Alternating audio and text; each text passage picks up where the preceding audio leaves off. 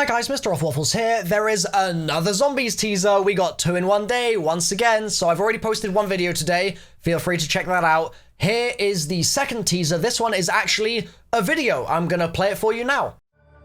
Log entry 1469, date August 28th, 1945. Okay, let's work on explaining this. So, to understand why Richtofen'S is talking about 1945 here, we actually need to rewind a little bit to 1944. I promise this will make sense. In 1944, on September the 2nd, Pablo Marinus, a Mexican spy, is captured by Group 935 at Der Eisendrache. In his cell, Pablo writes of visions of a great war. He describes a great battle against strange demon-like creatures who are trying to devour the earth, and in his vision, he sees 4 knights protect him from certain death. He makes a note that the knights wore tunics similar to those in Der Eisendrache. Pablo is a very important character, but for reasons that we've never really truly understood.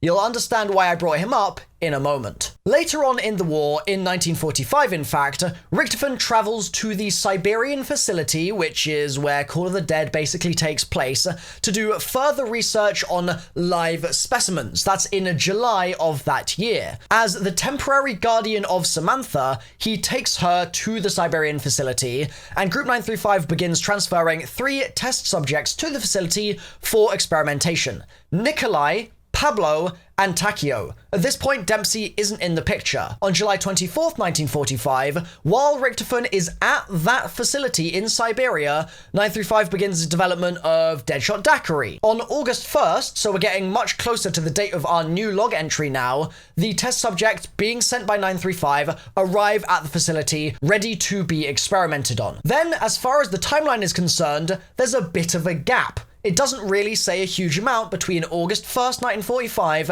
and August 31st, 1945. On that date, CIA handler Cornelius Purnell confirms that Peter McCain has successfully infiltrated Group 935 and has been transferred to the asylum. But again, as far as the Siberia facility goes, it's kinda radio silent. In the next couple days, a few things happen. On September 1st, Peter is outed as a spy. He escapes the asylum on September 3rd, and then things go in a variety of different directions and it's all pretty crazy. But one thing that is not really covered in detail in the timeline is the fact that in Call of the Dead, there are several log entries from Richtofen. These are radios on the map, which talk about what is going on with the test subjects arriving at that facility. The first is dated September 2nd, 1945, and interestingly, the log entry number is 1471. This message that we've just received was recorded a couple days earlier and is 2 log entries earlier in the chain. It's 1469. So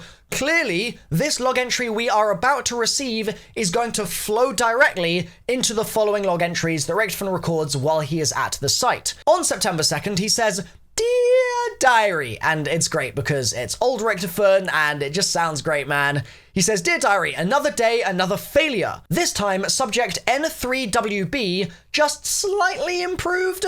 The Russian subject still smells like urine, even after he was given a bath and deloused twice. I think I might have killed the specimen from Mexico. His spleen is on the floor and he's not moving anymore. I can verify with certainty that the barrier is not located in the spleen.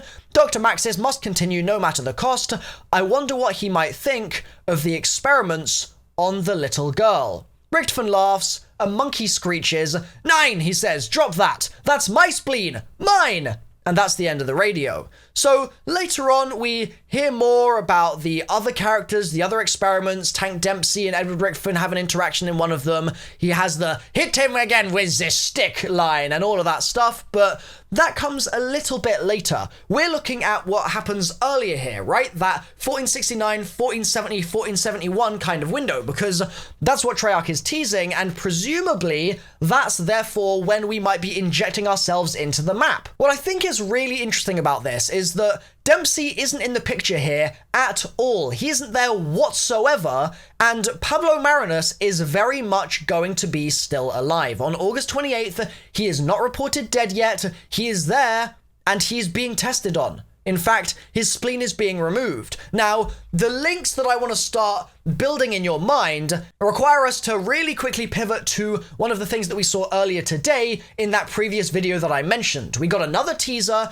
and it showed Samantha's music box, and it showed Samantha's drawings in the background. Now, I've talked a little bit about what's going on in the image itself, and I'll let you watch that video to find out what's going on there, but the fact that the music box is there and the drawings are there is relevant here because those two things were both on Der Eisendrache, right? DE is a really pivotal map for all of these teasers, because when was the last time that we saw the golden rod, bar the drawing unclassified?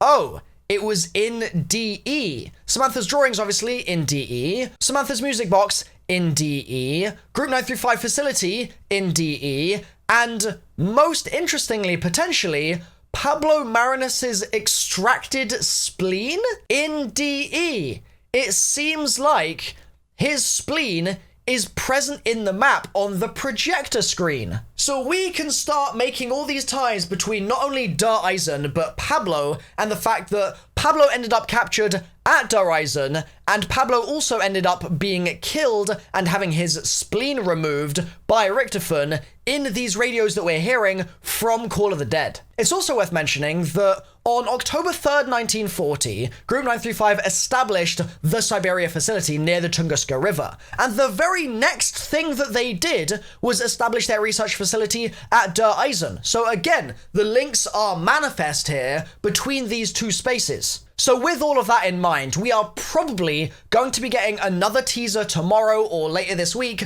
with more of Richtofen'S log. It sounds like they've basically taken a radio that would have been on the map and they're turning it into a trailer of sorts, some kind of teaser. And as such, it might be worth thinking about what Richtofen is about to say next. A mystery that I've always been really confused by is what exactly is happening with Pablo, because he seems to kind of jump around a little bit in time and still retain the fact that he is Pablo Marinus. Like, it's very strange. In the projector slide, he also has the Keeper logo on the spleen, seemingly?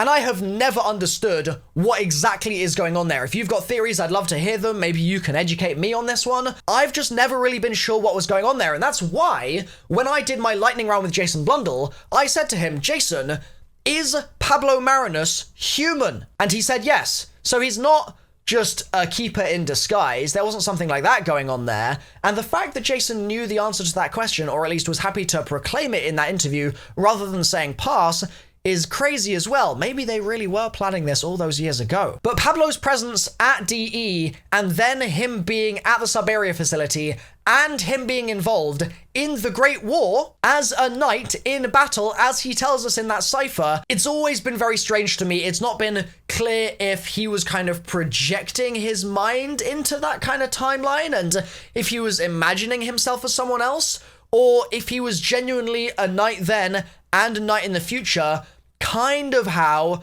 Ultimus and Primus are sort of reflections of the same character, right? Maybe Pablo really did live that life as a knight, and he kind of had that reflection of what was going on because of the changes that teleporting and things like that make to your memories. When the memories of another version of you start seeping into your brain, maybe that is what's going on here. And if that's the case, then what are we gonna learn about the original Great War if Pablo is around in Call of the Dead, this new version of it, the end of the dead, or whatever they're going to say? What are we going to learn from him, and what is he going to be able to tell us about the ending of this story? Think about the fact as well that it is Pablo's journal that we learn so much about, or rather that Group 935 learns so much about in Origins, which pushes them forwards to do basically everything that they do in that timeline. The learnings of Pablo Marinus are essential to the zombie storyline, but again, we hardly know anything about the guy.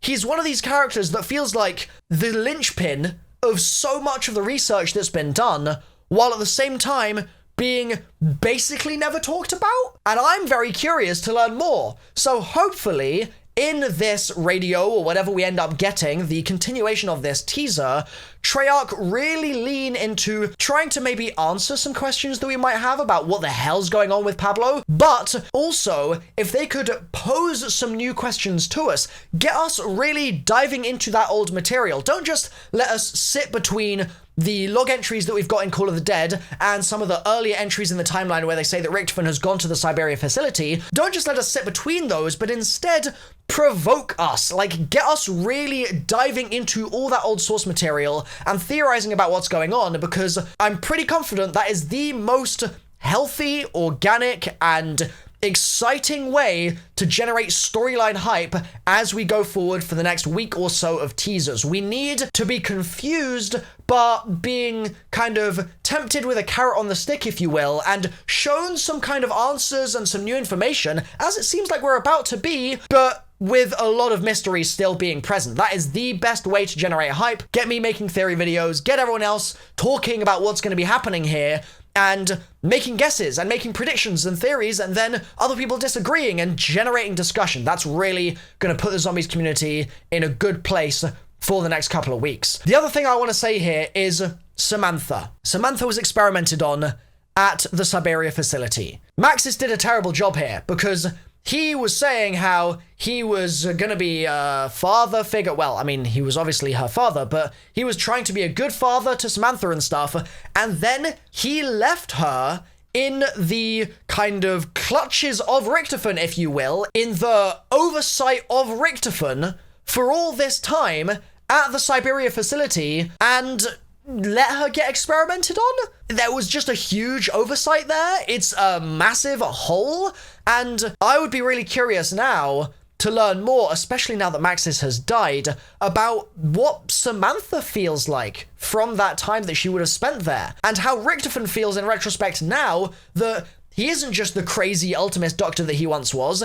He has grown so much. There are so many more reflections and sides of him now. How is he going to reconcile what he did with who he has become? And the fact that Samantha is one of the most powerful forces in zombies right now, and she is most likely going to be absolutely key to the defeat of Dr. Monty and the success of Ultimus in DLC 4 or in its end cutscene or whenever it comes. How is he going to reconcile that? That's what I want to know. I'm really curious how they address this from here. I really hope that we get more story stuff like this soon. I'd love to get more radios. That would be amazing. Treyarch, thank you for doing this. This is great. And I'll have more zombies videos coming this week alongside all of the Borderlands 3 stuff that I am also planning, okay? Thank you guys. I've been MrRoflWaffles. I'll see you soon, hopefully, for more zombies videos like this, hyping ourselves up for the end of Ether.